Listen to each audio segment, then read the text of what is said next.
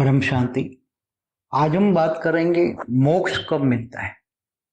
भक्ति मार्ग में ये शब्द लोग मांगते हैं कि मोक्ष चाहिए, जो मोक्ष मांगते हैं।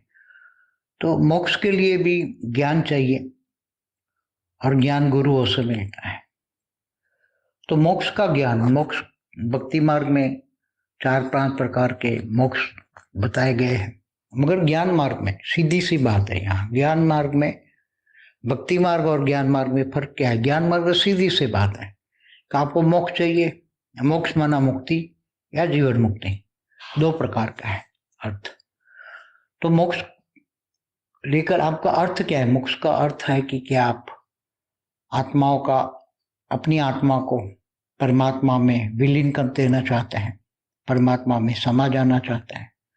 तो जो ब्रह्म ज्ञानी है, ब्रह्म स्वरूप बनते हैं, वो परम धाम में पर ब्रह्म परमेश्वर के अंदर अपना रूप को समाहित कर देते हैं। उसको मुक्ति कहते हैं, मोक्ष कहते हैं।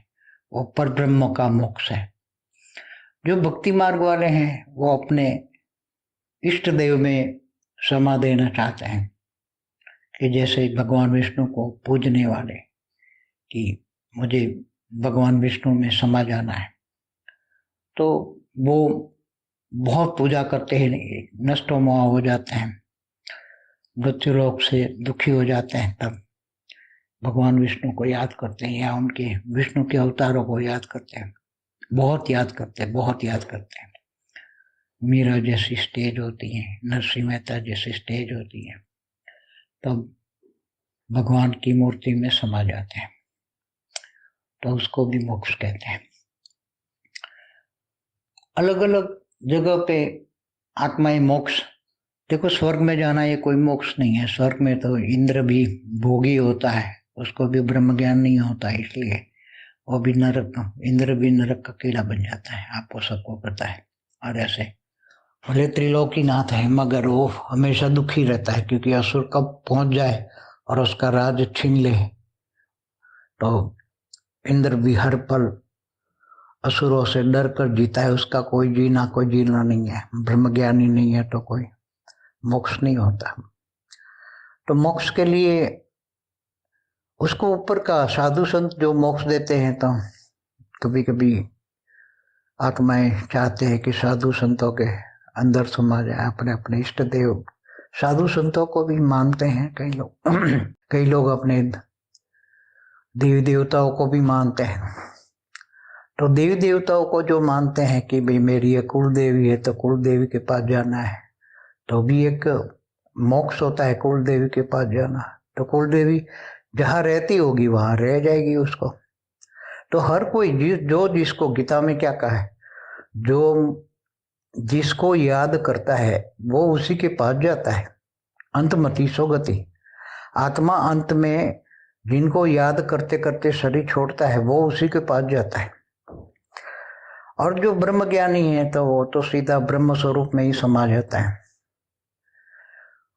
तो और जो विष्णु को याद करता है तो अंत में विष्णुपुरी में जाता है, विष्णु लोक में जाता है। और जो राम को याद करता है तो विष्णुपुरी में राम का जो साकेत लोक है वहां जाता है, वैकुंठ में जाते हैं आत्माएं। अलग अलग देवी देवताओं की उपासना करने वाले देवलोक में जाते हैं। जो शिव शक्ति की उपासना करते हैं तो शिवपुरी में जाते हैं। जो शंकर पार्वती की उपासना करते थे हिमालय में जाते हैं, शंकर पार्वती के पास जाते हैं। तो अलग अलग आत्माएं अलग अलग मुक्ति को पाते हैं। तो जो धरती से ऊपर जो 60 लोग हैं, कभी कभी गंधर्वों की पूजा करते हैं, तो बुबुरु लोक में, भूलोक से ऊपर बुबुरु लोक में गांधर किन्नर यक्ष रहते हैं, यक्ष पूजा करते हैं।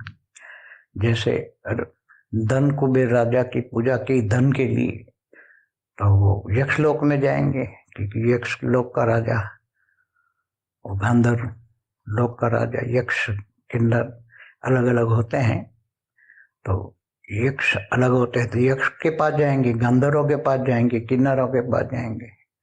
जैसे जैसे तुम जिनको पूजा करोगे इसी के पास जाओगे। ये सीधी सी बात है, ये कोई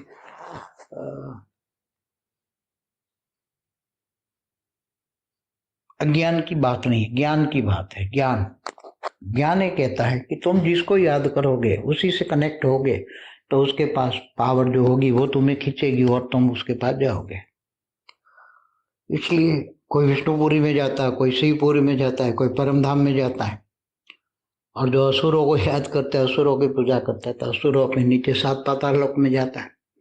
अतल, वितल, सुतल,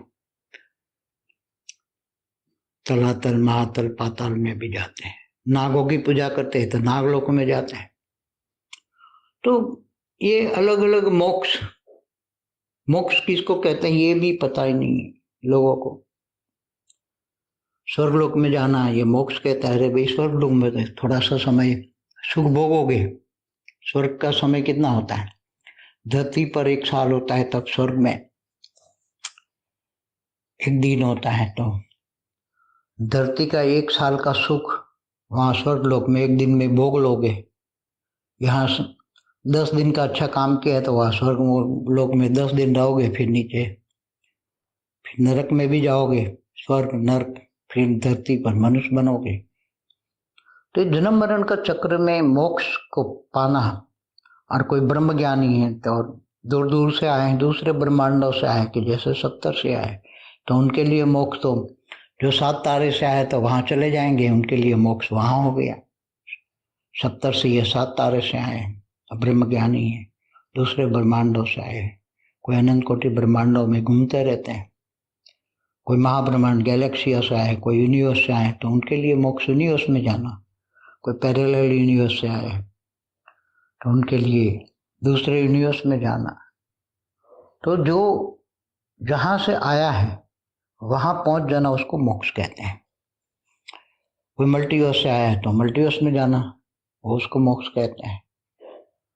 तो ध्यान मार्ग के अंदर कोई बेहद की आत्मा है तो बेहद बेहद के परम धाम में जाना, वो उसके लिए मोक्ष होता है। तो मोक्ष की परिभाषा अलग अलग है। मोक्ष की परिभाषा भक्ति मार्ग में अलग है, ज्ञान मार्ग में अलग है, और बेहद के ज्ञान में तो एकदम अलग है। क्योंकि भक्ति मार्ग और ज्ञान मार्ग में जमीन आसमान का अंतर है। इसलिए भक्ति मार्ग में जो मानते हैं और जो ज्ञानी है, ब्रह्म ज्ञानी है, महाब्रह्म ज्ञानी है, परम महाज्ञानी है, बेहद के ब्रह्म ज्ञानी है, तो जिनको बेहद के विश्व का आदि मध्य का ज्ञान है तो वो बेहद के मोक्ष में जाएंगे। मोक्ष माना बेहद के परम धाम में जाना, यही उनके लिए मोक्ष है। धरती पर जो अनेक धर्म, मठ, पंथ, संप्रदाय देख रहे हो, तो सभी कहाँ से आए हैं उस पर हमारा पूरा वीडियो है, देखिए। तो वो एलियन भी हैं, मैंने बोला हुआ है, सब एलियन दूर दूर से आए, दूसरे ग्रहों से, मतलब गैलेक्सी से, यूनिवर्स से आए, तो ब्रह्मांड, महाब्रह्मांड, पर महाब्रह्मांड से आए, तो ये सब एलियन है। आकर यहाँ धरती पर आकर अपना धर्म, मठ, पंथ, संप्रदाय स्थापन कर रहे हैं। तो ये एलियन कनेक्शन का हमारा वीडियो देखिए। और जो भूत प्रेत भी बन जाते हैं तो उसका मोक्ष क्या होता है वो भी देखिए। परम शांति सोचो, बोलो परम शांति। Join us daily for our morning live meditation, Monday to Saturday, 5:30 to 6:30 a.m. Join us daily for live meditation, 10 p.m. to 11 p.m. on YouTube Live. Subscribe now. Website www.paramshanti.org. Email us anand@paramshanti.org. Like, share, subscribe. Join today.